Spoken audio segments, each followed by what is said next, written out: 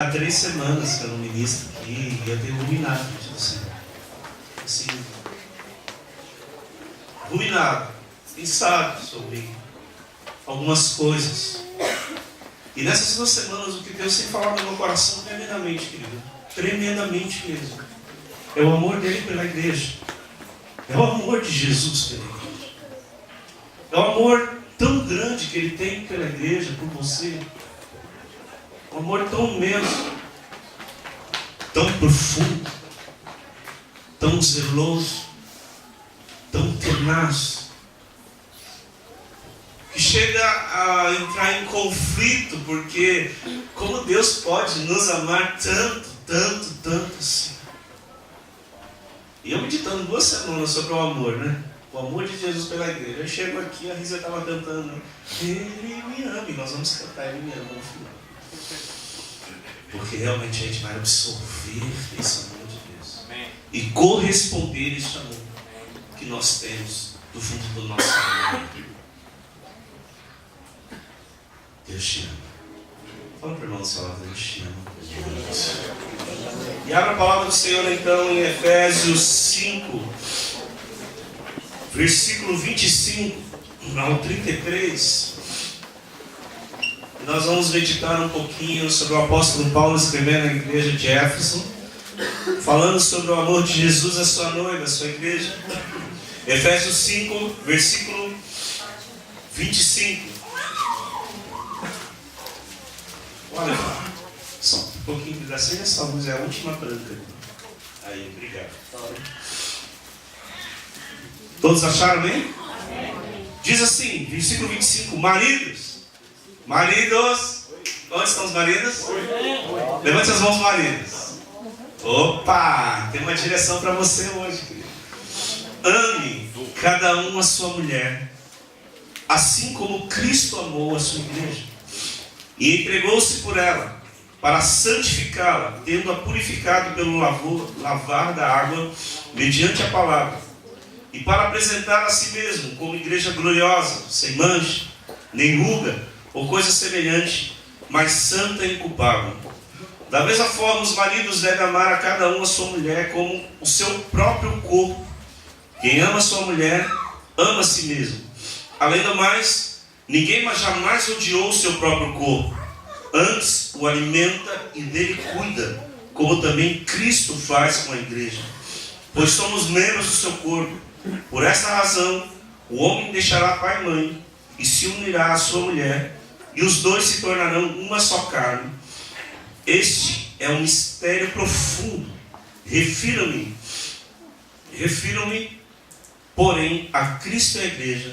Portanto, cada um de vocês também ame a sua mulher como a si mesmo, e a mulher trate o marido com todo o respeito. Irmãos, na minha caminhada, eu nasci numa igreja. Desde pequenininho, nasci numa igreja desde pequeno. Meu pai sempre foi um líder de igreja, sempre foi vice-presidente, sempre foi muito empenhado na igreja até ele se tornar pastor. Então, desde pequenininho, eu sou como um rato de igreja. Né? Para quem não conhece esse termo, rato de igreja, por incrível que pareça, hoje de manhã, né, o Jorge não está aí, né? Hoje de manhã nós estávamos ali e tinha um ratinho ali na cozinha. Mas, então, o ratinho ele habita na igreja, né? Então, você olha o ratinho, o rato de igreja estava o tempo todo na igreja. Então eu fui lavado, né, formado na igreja. Vendo tudo, vendo todos, sabe? Vendo pessoas, vendo qualidades, vendo dificuldades. E amados, eu tenho aprendido a amar a igreja. Olha, é um aprendizado. E a igreja de Jesus é linda. Amém? Né? E o fato é que tenho aprendido a amá-la. Mesmo porque a Bíblia diz em Efésios, ensinando Paulo, que Cristo ama a igreja. E deu a sua vida por ela. A entregou. Foi imolado no madeiro por amor a ela. Se entregou. Totalmente, completamente. E a sua obra é suficiente, que além de se entregar, a Bíblia diz de Paulo falando que ele a santificou, a purificou para apresentá-la santa e inculpável diante dele, porque a obra de Deus é um fato. E ao mesmo tempo ela é progressiva, porque Deus de fato nos amou. E Ele nos salvou na cruz, mas ao mesmo tempo nós estamos num processo de santificação, ao qual pela palavra nós somos lavados e purificados. E a mesma instrução Ele dá aos homens, aos maridos, que lavem a sua esposa pela palavra de Deus. E a mesmo assim, Jesus, como cabeça da igreja, Ele tem a sua palavra, onde vai nos lavando, nos edificando, nos transformando à imagem de Jesus. Esse é o propósito. A obra de Cristo foi completa e suficiente. E amados, em nome de Jesus, Ele te amou, sendo nós ainda pecadores. E ainda somos. Mas Ele, mesmo assim, te amou e te ama. E eu tenho aprendido a amar a igreja. E amados, eu quero falar um negócio para você. O noivo, ele ama a igreja e ele tem ciúme da igreja dele. Ele tem zelo da igreja dele. E amados, eu vou falar, se Jesus ama, você deve aprender a amar a igreja de Jesus. E nós vamos falar algumas coisas aqui que eu quero, em nome do Senhor, porque eu tenho esse princípio, eu quero ensinar você a olhar a igreja de Jesus diferente. Porque se Jesus ama, vou fazer uma pergunta. Você ama? Você ama a igreja de Jesus? Pensa. Porque Jesus ama. Não, pastor. Você não entende. Jesus esteve aqui há 2000 anos atrás. Ele não está no nosso meio, ele não está vendo algumas coisas. Entenda duas coisas que você não pode esquecer, querido. O crente nunca pode esquecer de duas coisas: que o túmulo está vazio e o trono está ocupado. Deus sempre está no controle de tudo. Amém? Amém. E a maneira como você vê a igreja, eu quero que você hoje mude a sua maneira de pensar. E troque o seu óculos. Porque você vai ver a igreja diferente a partir de hoje, em nome de Jesus. Amém? Amém? Deus vai te dar um colírio lindo nos seus olhos. Você vai ver a igreja com um amor tão grande, amado, que você vai sair daqui chapado, mergulhado na igreja. Amém? Aleluia. Como nós podemos olhar para a igreja de Jesus e amá-la? Essa é a pergunta que eu quero fazer. Olhar para a igreja de Jesus e amá-la. Como nós podemos olhar para a igreja de Jesus e amá-la? Primeiro, olhe para dentro. Olhe para dentro de você. Porque quando nós perguntamos se eu amo a igreja, a pergunta é: eu, diante dessa resposta, me incluo ou me excluo? Olho pela janela ou eu estou dentro dela? Olhe para dentro. Olhe para si. Olhe para a sua vida, pela sua condição. Olhe quem você é, a essência que você é. Olhe para dentro de você. E você vai começar a olhar diferente. Como é a igreja de Jesus. E da forma como é, e como nós olhamos, seremos cooperadores ou críticos. Porque o crítico, ele olha e ele simplesmente aponta os defeitos e as dificuldades. Mas o agente de Deus, ele é um cooperador nessa igreja, ele está junto dela, não? Jesus. Amém? Amém. Sabe por que você ainda está de pé? Você já se fez essa pergunta? Por causa da misericórdia de Deus.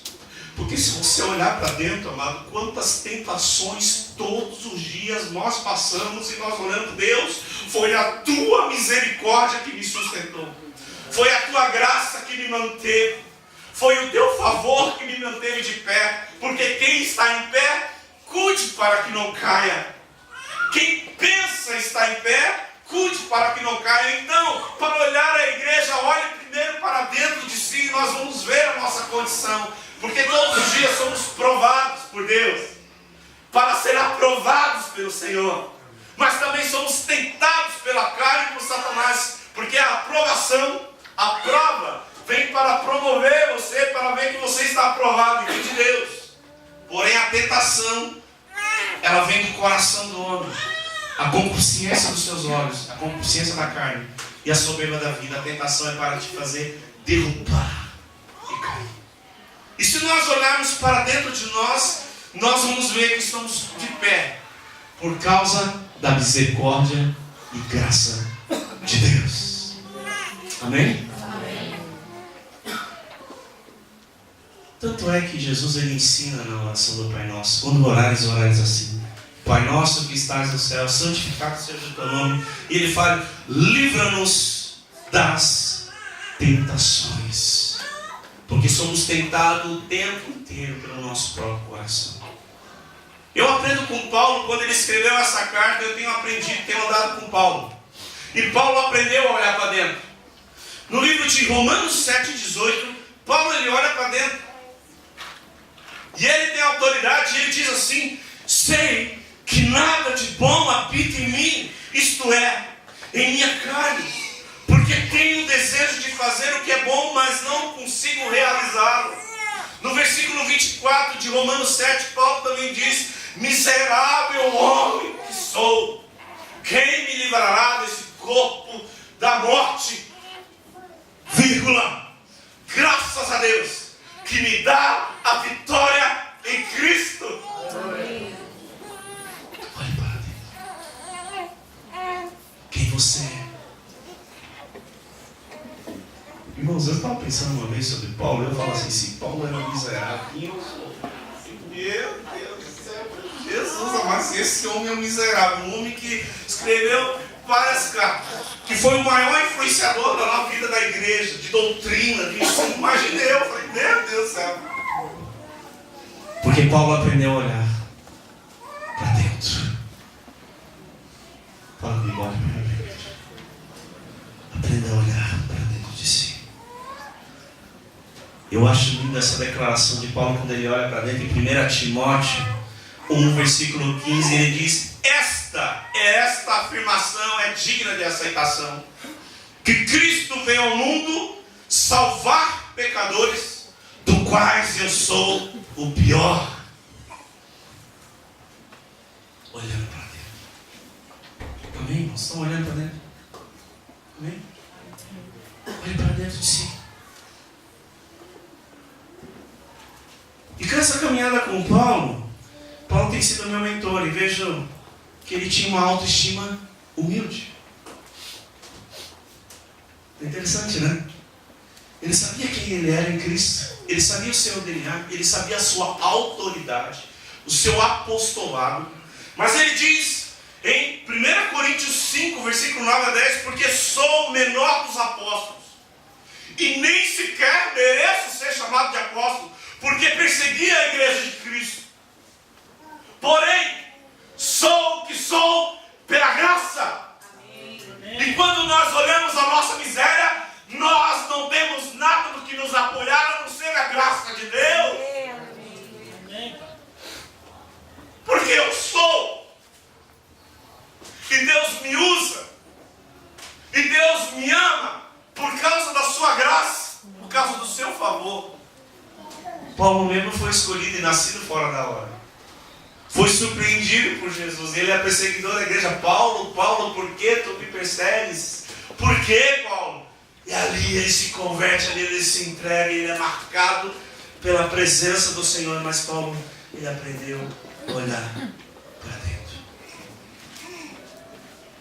Faça mais uma pergunta para você. Uma pergunta assim para a gente entender e eu começar a olhar a igreja diferente.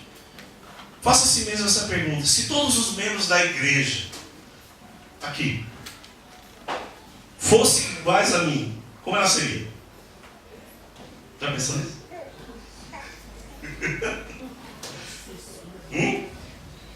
Boa pergunta, né? Para você analisar. Talvez você possa ter a resposta, mas vai falar igual o fariseu, né? Senhor, se eu jejuasse 2 vezes por semana dessa oferta, ele fosse um homem fiel, né? Mas esse não achou graça diante dos olhos de Deus. Mas do outro lado estavam publicando, batendo no peito, falando assim: Senhor, ai de mim, eu não sou digno nem de olhar para cima, porque sou um pecador. E a Bíblia diz que esse homem sim achou graça diante dos olhos de Deus e saiu justificado por Cristo. Porque Deus resiste o soberbo, mas dá graça aos humildes.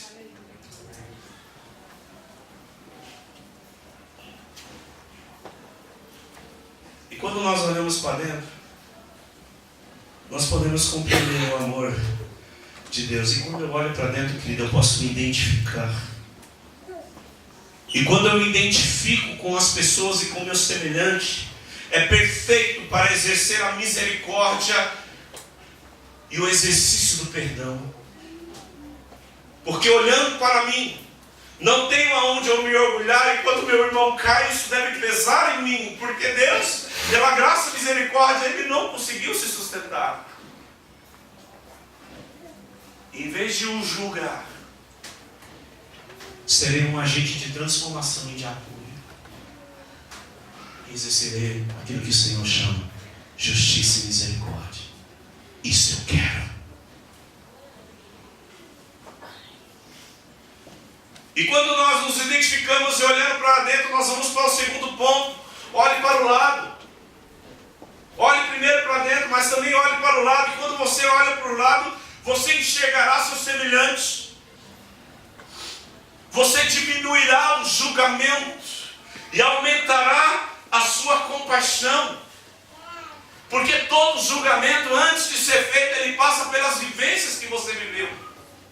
Então nós julgamos as pessoas por aquilo que vivemos ou vivenciamos.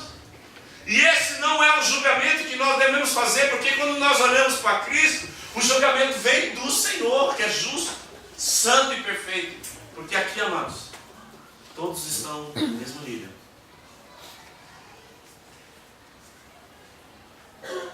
Portanto, Romanos também, Paulo falando, Romanos 2, versículo 1, ele diz: portanto, você que julga com o próximo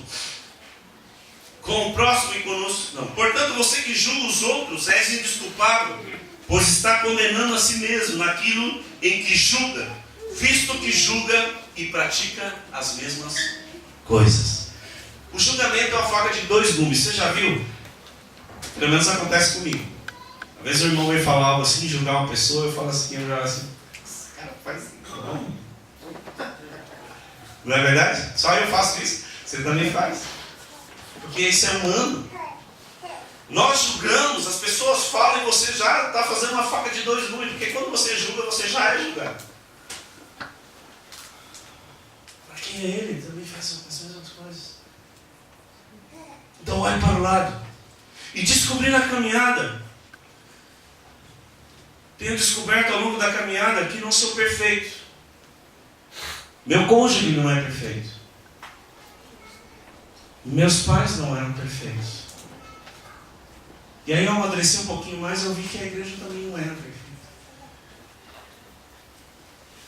E aí eu comecei a olhar que meus irmãos não são também perfeitos. E aí eu entrei em crise. Porque quando a gente é novo convertido, a gente acha que tudo é lindo, tudo é perfeito, tudo é maravilhoso. Aí é o céu na terra, é aquela coisa gloriosa. Oh, maravilha, você é só glória, é só bênção, é só irmão, meu Deus, é maravilhoso. E aí você cria, né? E aí também, né, novo convertido, adoração, não sei quantos são adoradores, né? A gente tem uma tendência a fabricar ídolos, aí também eu fabricava meus ídolos e vi os adoradores. Eu falava, eu tenho que estar com esse cara nesse ambiente, deve ser uma coisa sobrenatural. E aí eu conheci muita gente, gente grande, entre aspas. Gente boa, gente de Deus. Mas aí eu comecei a ver que os caras eram de carne e osso. As crises doidas. E aí eles falavam, vocês vieram aqui e veem, mas gente é igual a vocês. E aí aqueles ídolos foram caindo. E aí eu percebi que meus ídolos também não eram perfeitos. E eu comecei a olhar para o lado. E aí, a gente entra em crise, a gente já passou por isso. Amém ou não amém? Né? E aí eu passei uma fase que eu li muito livro, aí eu parei de ler algum livro, eu começava a criticar muita igreja. Meu Deus, aí até que um dia o Espírito Santo me levou a olhar para o espelho, um cara que eu vejo todo dia de manhã, eu falei, cara, esse desgraçado também não é perfeito, é um miserável. Aí eu falei, glória a Deus! Porque quando você olhar para essa pessoa todos os dias no espelho de manhã que você contempla e ver que ela não é perfeita, você vai entender o amor de Jesus pela igreja. Amém? Amém. Amém, irmãos? Amém. Olhando para o lado, eu percebi que a igreja de Jesus, ela tem uma coisa maravilhosa. Ela tem qualidades e tem dificuldades. Sabe por quê? Porque o ser humano tem qualidades e dificuldades. E aqui está cheio de humanos.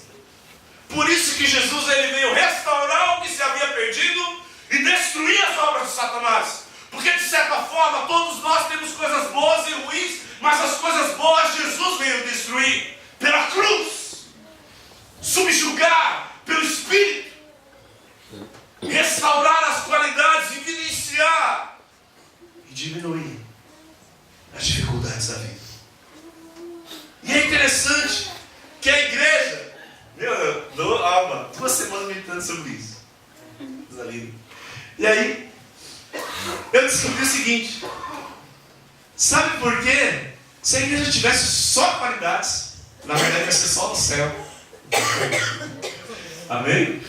Se a igreja tivesse só qualidades, só as qualidades, certamente ainda até hoje seria uma só. Não é verdade? Por que cada dia surge uma nova denominação? Por causa das dificuldades da igreja. Porque não sabe lidar com as dificuldades. Interessante. Depois eu vou falar do olhar de Jesus. Então, olhe para si. Primeiro, fala comigo, olhe para dentro. Segundo, olhe para o lado. Terceiro lugar, olhe para fora. Olhe para fora, querido. Enquanto nós estamos aqui dormindo na luz, cheios da graça de Deus, marcados pelo sangue, há pessoas aí fora perdidas, vazias, sedentas, precisando de uma palavra de Deus, precisando da misericórdia do Senhor, precisando da graça e do amor de Jesus. Por isso nós devemos olhar para fora, porque quando olhamos para fora e exercemos e deixamos de olhar para dentro, para as nossas esquisitices e tolices, nós nos parecemos mais humanos e nos assemelhamos mais a Cristo, porque Jesus foi para fora, foi buscar o perdido, a ovelha perdida, o filho pródigo, aquele que estava longe. Ele foi atrás, deixou as suas 99 e foi atrás daquela que se havia perdido.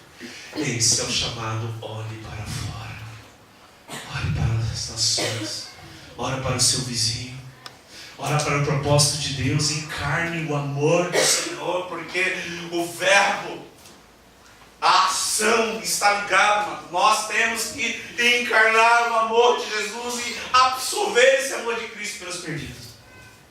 Porque você foi alcançado pela graça, com todas as suas qualidades e dificuldades, você é marcado pela graça de Deus. Mas lá fora, há muitos que ainda não conhecem a Cristo.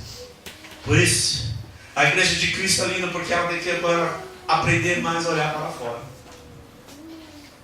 Para aqueles que estão precisando ouvir o Evangelho de Jesus, porque pela fé é que eles serão salvos. E em quarto lugar, olhe para cima. Sabe, irmãos, quando nós aprendemos a olhar além do palco, quando nós aprendemos a olhar além dos estilos,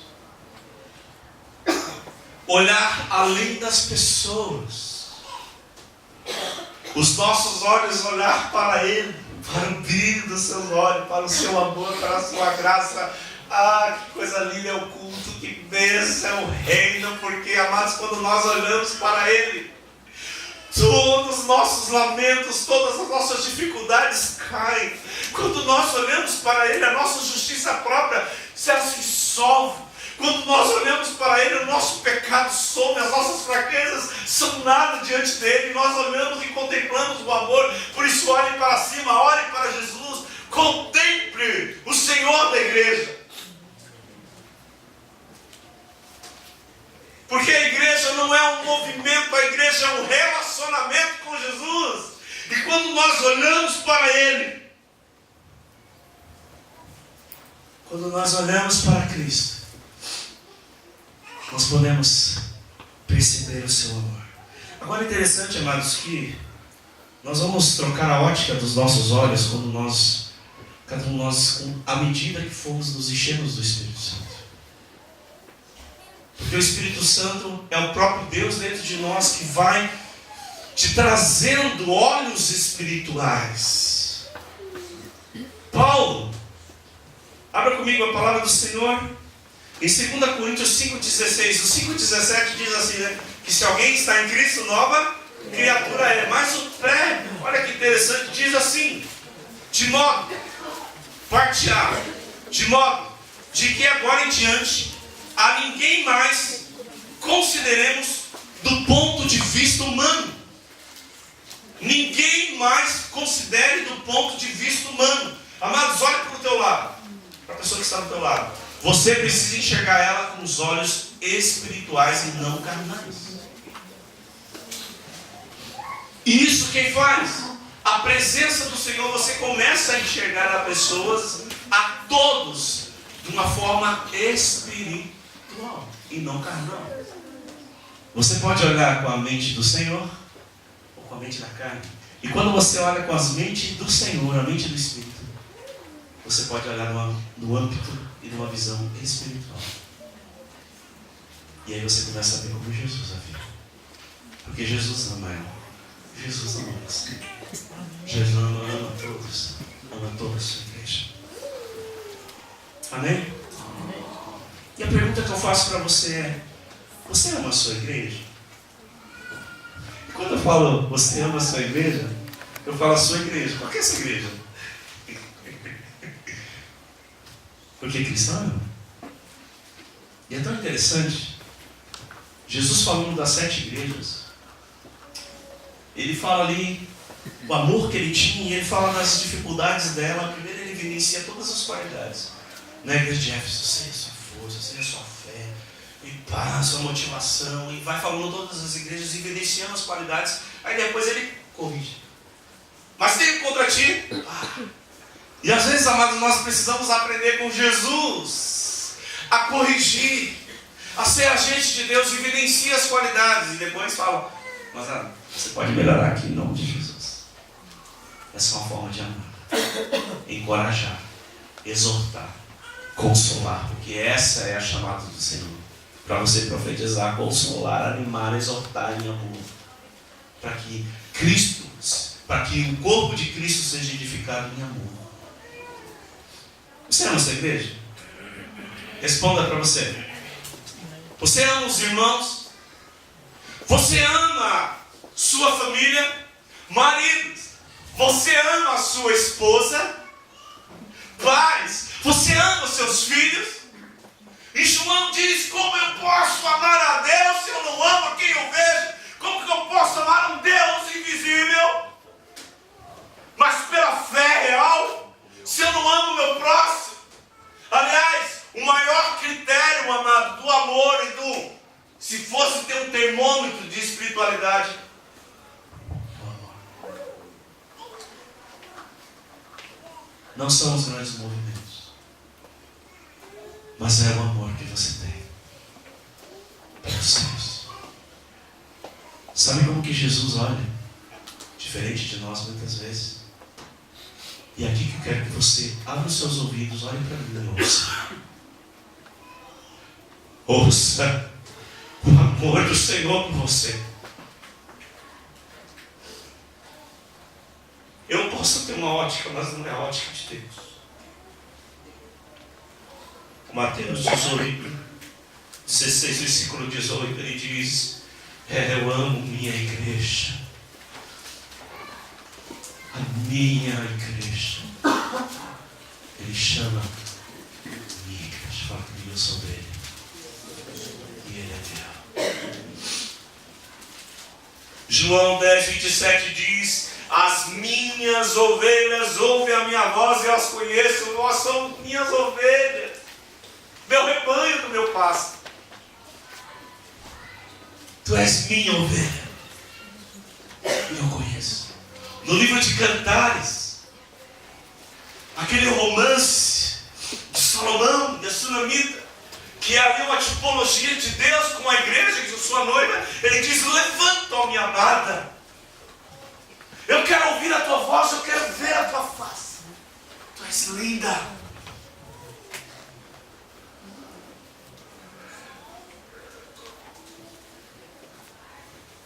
João 17, versículo 6 diz assim: quando Jesus ele ora ao Pai, ele diz: Senhor, eu não rogo apenas por isso, mas por todos aqueles que me deste, todos aqueles que são meus.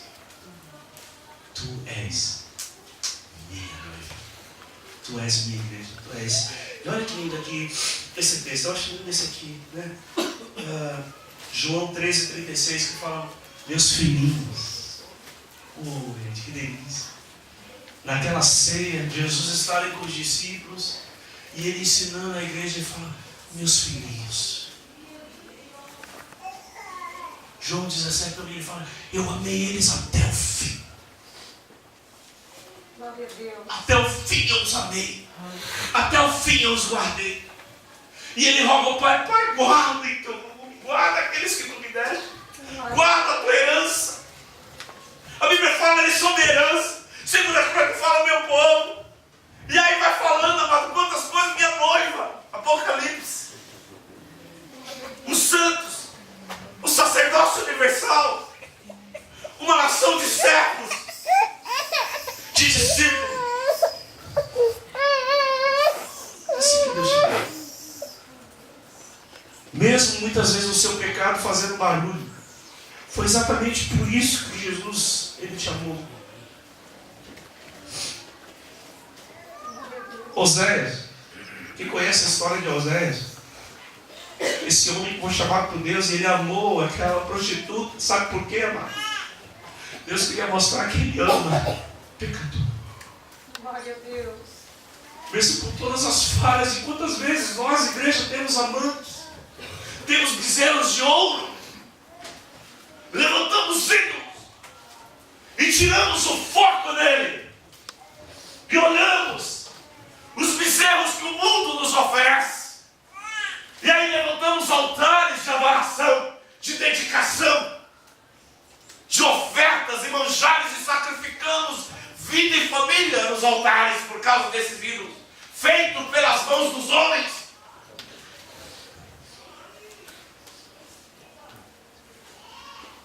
E Jesus, ele pede uma coisa no primeiro mandamento: amarás o Senhor teu Deus. Aleluia. Sabe por que Jesus, ele pede o primeiro mandamento que você ame a Ele de todo o coração? Porque é assim que Jesus te ama. Ele te ama de todo o coração. Ele te ama com todas as suas forças. Ele te ama com toda a dedicação. Ele te ama com a sua vida, ao ponto de não se amar por você, ao ponto de se entregar por você, ao ponto de renunciar à sua vida por amor.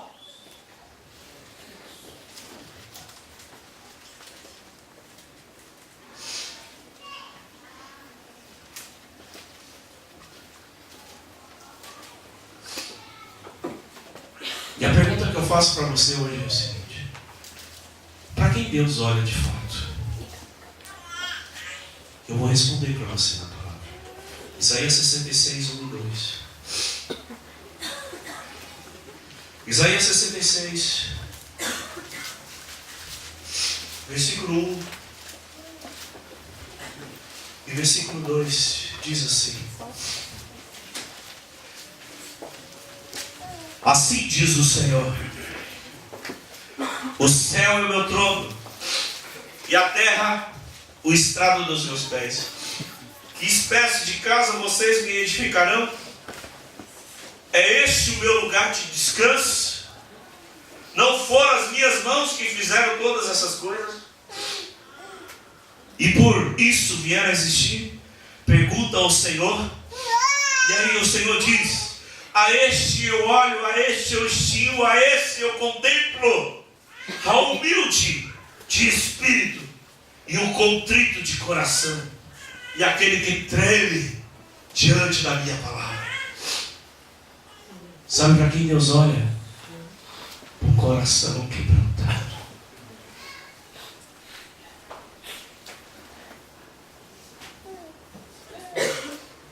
Homens como Pedro, no momento de provação, não tiveram forças, abandonaram seu ministério e negaram esse Senhor. Mas o interessante é que Jesus, antes de Pedro negar, ele falou assim: ó Pedro, é o seguinte, Satanás pediu a tua vida para cirandar o teu mundo, para te cirandar, para te peneirar com trigo. Mas eu roguei ao Pai por vós, para que a tua fé não desfaleça. Sabe de uma coisa, querido? O amor de Deus é tão grande que mesmo na provação, mesmo na tua queda, Ele não vai desistir de você. Porque Jesus não desistiu de Pedro e Ele foi atrás de Pedro. Naquela praia, comendo aquele peixe. Pedro já tinha abandonado tudo, jogado a toalha, estava pescando, voltou para a vida dele. E Jesus foi atrás de Pedro. E ele perguntou novamente 3 vezes, ao mesmo tempo que ele negou 3 vezes. Jesus perguntou 3 vezes: Pedro, tu me amas? E ele falou: eu te amo, Senhor. Tu sabes que eu te amo. Apacenta as minhas ovelhas. Pedro, tu me amas? Eu te amo. Me amas? Tu tem um amor sacrificial por mim?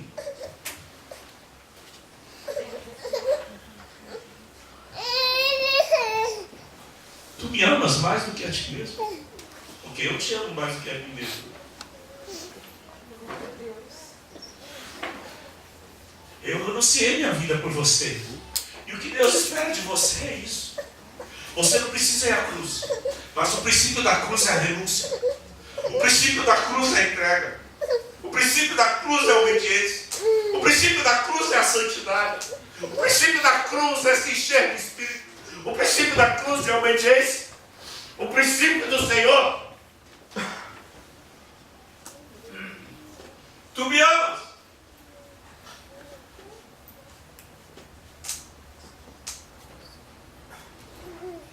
Davi também, quando pecou, nós vimos sobre Davi no domingo passado, no pequeno grupo nós meditamos. Foi uma coisa tremenda, porque a gente começou a falar do coração de Davi. Davi tinha uma capacidade de chegar detonado, aflito, com medo, desesperado diante de Deus. E algumas vezes em pecado, ele adulterou, ele pecou, e pecou feio. Só que Davi sabia que todo pecado não era contra o homem. Ele falou assim: Deus, contra ti, e contra ti somente eu pequei. E aí no Salmo 131 ele diz: lava-me com sopo e purifica-me, porque eu ficarei mais alvo do que a neve. E o interessante é que Davi, mesmo em pecado, ele diz, ele ora no íntimo: sei que no íntimo tu me amas. Porque mesmo em pecado, o amor de Deus não mudou por você. E aí ele faz uma oração: cria em mim, ó Deus, um coração puro. Sustenta-me com o espírito reto, voluntário. Porque, amados, amar a Deus não é obrigação, amar a Deus é voluntário. É uma correspondência: eu quero, eu desejo, eu correspondo. Aliás, a adoração não é vamos adorar, não, mas como não adorar esse Deus?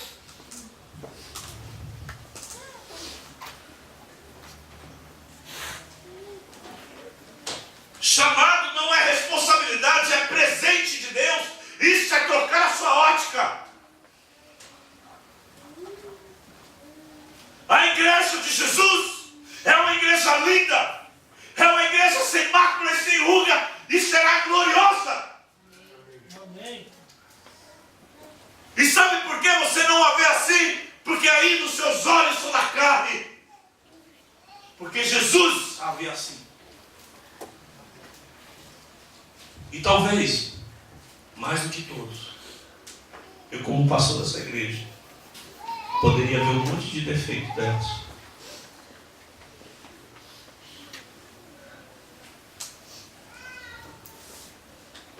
Quantas coisas, né, cara? Moisés tinha autoridade para falar do povo. Moisés poderia falar: esse povo é obstinado, esse povo é idólatra, esse povo é rebelde, esse povo é tudo isso, Senhor. E aí ele fica até em crise, ele chega diante de Deus: Deus, mata-me, porque o que o Senhor fez? Olha o que o Senhor fez comigo. O povo queria apedrejar Moisés, queria matá-lo, rejeitá-lo. E sabe o que ele fez? Quando fizeram o bezerro de ouro, Deus queria acabar com tudo.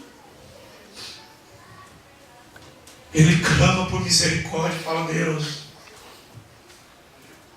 Ele encarnou o amor de Cristo e ele intercedeu pelo povo. Amados, se você não ama a igreja, não fale dela. Se você não chora, se você não ajoelha por ela, não fale da igreja de Jesus.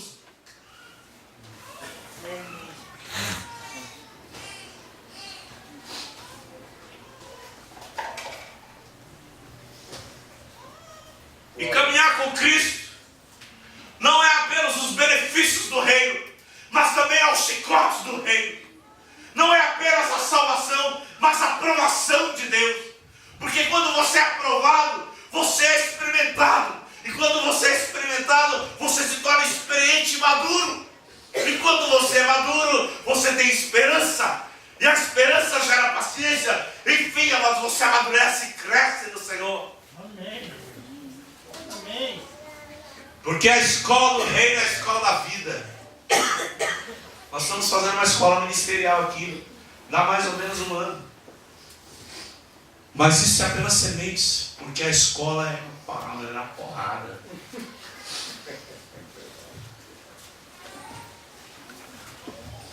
É chicote. É abandono. É traição. Eu não estou aqui desabafando. Aí tem muita gente que pode estar aqui pensando: o pastor deve estar passando por nada. Eu apenas estou pregando o evangelho de Cristo. Amém. Porque por tudo, tudo que eu já vivi foi pouco ainda. Tem muita ainda para mim. Mesmo assim, vale a pena. A igreja de Jesus é linda. Amém. Porque eu também faço parte dela. Amém. Jesus te ama. Então aprenda uma coisa. Olhe para dentro. Feche os seus olhos, eu quero ministrar o teu coração. Olhe para dentro de você. Mesmo sendo pecador, mesmo você estando aqui cheio de falhas e pecados, por maior que seja o teu pecado, Cristo morreu por ele. Por maior que seja a tua culpa, o teu medo, as tuas fraquezas e as tuas dificuldades, Jesus ama você.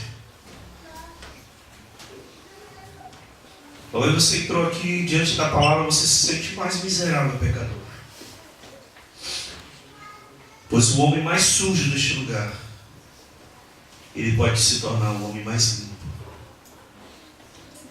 por causa do sangue de Jesus. O sangue de Cristo nos purifica de todo pecado, que ele lava o teu pecado. Porque se você está olhando para dentro de si e vê um imerecedor, é exatamente isso, o favor imerecido, graça, favor imerecido. Porque se você merecesse, não seria graça. Seria troca. Mas é exatamente porque você não merece que a graça de Deus superabundou na sua vida. Porque aonde abundou o pecado, a sujeira e a dor, superabundou a graça de Deus.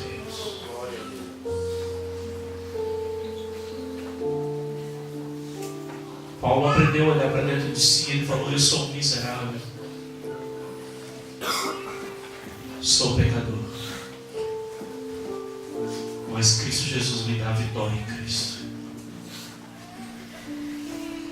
Ele entendeu que seu apostolado, ser o menor dos apóstolos, ele nascido fora do tempo, ele não merecia nem ser chamado de apóstolo. Porque os nossos títulos não melhoram a nossa vida, e nem nos falam de alguém melhor, mas alguém mais responsável. Paulo diz: para mim apostolado não é nada, título não faz nada diante de Deus. E em Timóteo ele diz: eu sou um pecador, o pior.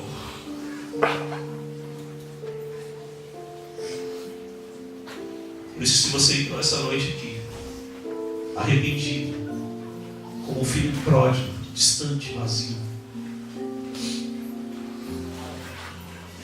distante do Pai, hoje é dia de você se arrepender e voltar para casa.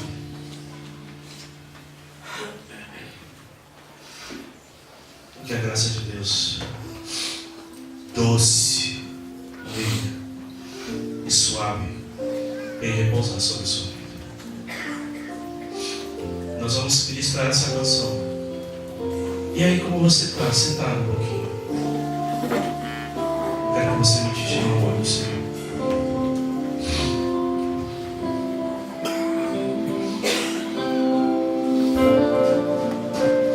Tem ciúmes. Tem ciúmes de mim. Amor, seu amor é um furacão. E eu me rendo ao vento de sua misericórdia. Então, de repente, não vejo mais minhas aflições, só vejo a glória e percebo quão maravilhoso Ele é e o quanto que Ele me quer. Oh, Ele me amou. Ele me ama.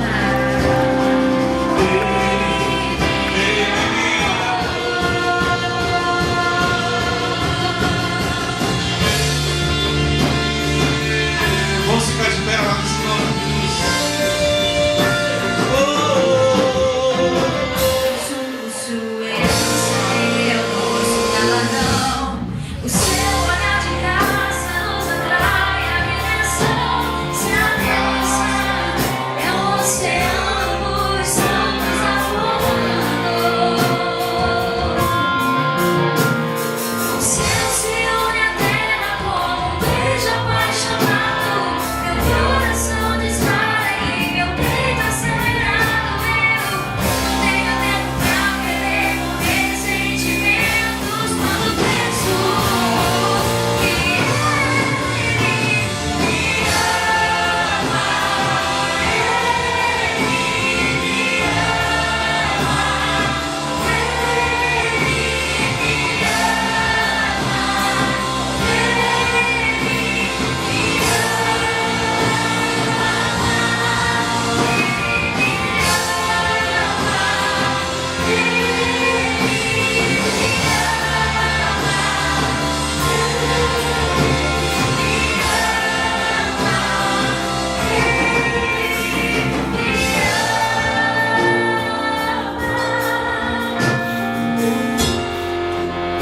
Deus quer ministrar no seu coração cura.